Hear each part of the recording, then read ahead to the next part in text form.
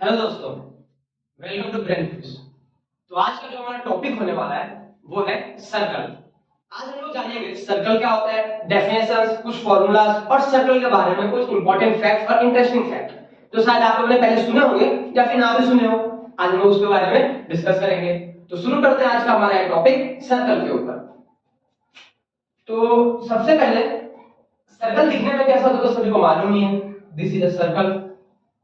Okay, अगर हमको circle को डिफाइन करना होगा तो हम लोग क्या कर सकते हैं, सर्कल के बारे में हमको कुछ लिखना होगा कि सर्कल होता क्या है, तो क्या कर सकते हैं हम लोग। तो circle is normally a round figure. What is circle? Circle is a round figure. और सर्कल के ऊपर एक पॉइंट, बहुत सारे पॉइंट्स होते हैं। ये सारे पॉइंट्स को अगर हम लोग मिला दें तो क्या बनता है, सर्कल बनता है। और ये सारे के सारे पॉइंट जो सेंटर होते हैं, सेंटर से इक्वल डिस्टेंस पे होते हैं। अगर मैं यहां पे 2 से 3 पॉइंट्स की बात करूं और इस तीनों पॉइंट का नाम दे देते हैं ए बी सी, तो here all the points are equidistant from the circle।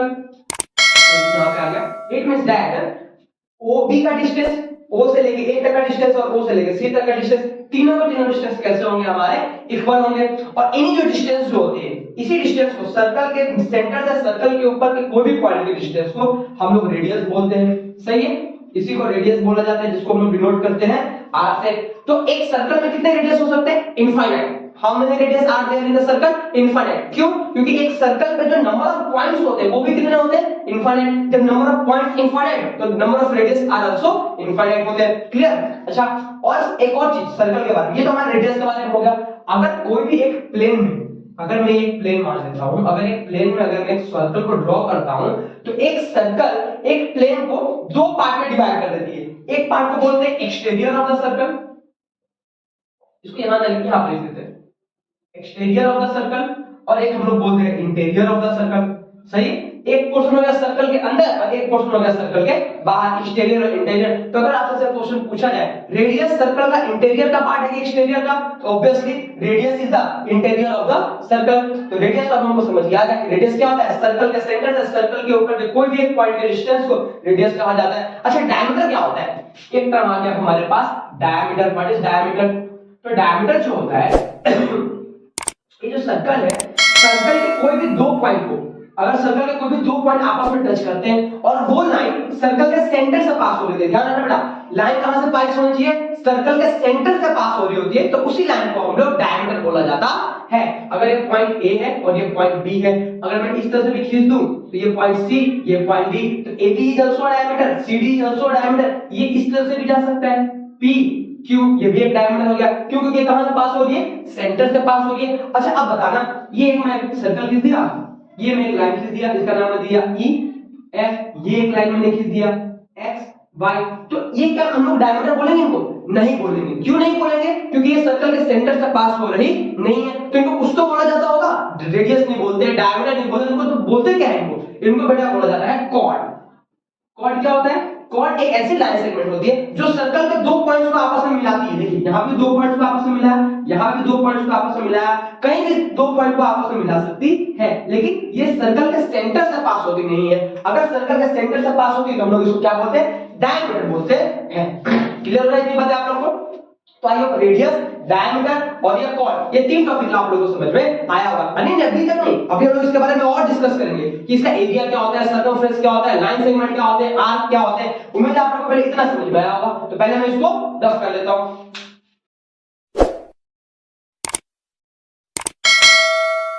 हमने देखा था, अगर मैं इसमें इसी डायग्राम में बात करूं तो ये जो अगर पॉइंट का नाम दे देते हैं P, तो यहां से यहां तक, एक से लेके P तक पूरे डिस्टेंस को मैं डायमीटर बोलूंगा।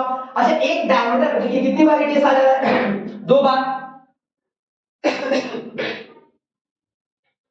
एक बार डायमीटर, अगर A से लेके P तक डायमीटर है तो यहां पे कितनी बार रेडियस आ जा रहा है? दो रेडियस। इसीलिए जो हमारा फार्मूला होता है वही होता है D इक्वल टू 2R। तो डायमीटर जो होता है वो रेडियस का डबल होता है। It means that radius is the half of the diameter. Radius जो होगा वो डायमीटर का क्या होता है? आधा होता है, और डायमीटर रेडियस का क्या होता है? डबल होता है। तो उम्मीद है आप लोगों को इतनी चीजें तो समझ में आ गई होगी। अच्छा, अब एक चीज देखते हैं हम लोग, एक होता है tangent. What is tangent of the circle?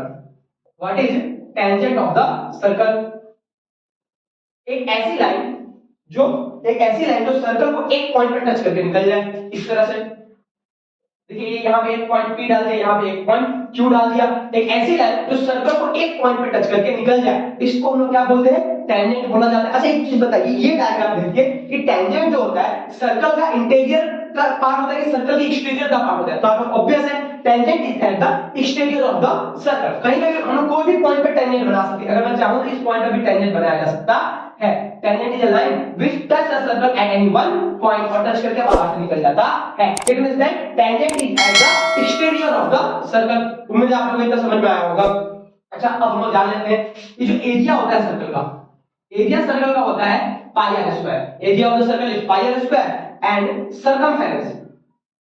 circumference of the circle is 2 pi r। अच्छा एरिया और circumference में डिफरेंस आप लोगों को मालूम होना चाहिए। ये जो लेंथ है ना, ये जो लेंथ है बाउंड्री जिसको बोला जाता है, इस बाउंड्री की टोटल लेंथ को बोला जाता है सर्कमफेरेंस। अगर मैं एक सर्कल को, अगर मैं एक रस्सी लेता हूं उसको मैं पूरा ऐसे गोल लेता हूं, अगर उसको खोल दूं तो भी उसकी लेंथ तो सेम रहेगी। इट मींस दैट पेरीमीटर और circumference of the circle can not be change if we change the shape. अगर हम शेप चेंज कर रहे हैं तो भी सर्कल का सर्कमफेरेंस तो चेंज होने वाला नहीं है, but it's area can be change. मतलब अगर कोई भी, अगर मैं रस्सी को चाहूं तो पहले मैं छोटा सा गोला बना सकता हूं, फिर थोड़ा सा और बड़ा भी गोला बनाया जा सकता है, उसको अलग अलग टाइप के शेप बनाया जा सकता है, तो उसका एरिया कैसा रहेगा, डिफरेंट रहेगा। इट मींस दैट कि हमारा एरिया जो रहता है कोई भी चीज का फिक्स होता नहीं है, बट उसका पेरीमीटर कैसा रहता है, फिक्स रहता है। ये आपको मालूम होना चाहिए। Area of the circle is pi r square and circumference of the circle is 2 pi r. हमने टेंजेंट के बारे में बात कर लिया, रेडियस और डायमीटर के बारे में बात कर लिया। तो उम्मीद है आप लोगों को आज का लेक्चर समझ आया होगा कि रेडियस, टेंजेंट और सर्कल के बारे में जो भी चीज समझे आप लोगों को समझ में आया होगा। तो मिलते हैं कोई नेक्स्ट लेक्चर में कोई नेक्स्ट स्टेप के साथ। तब तक के लिए थैंक यू।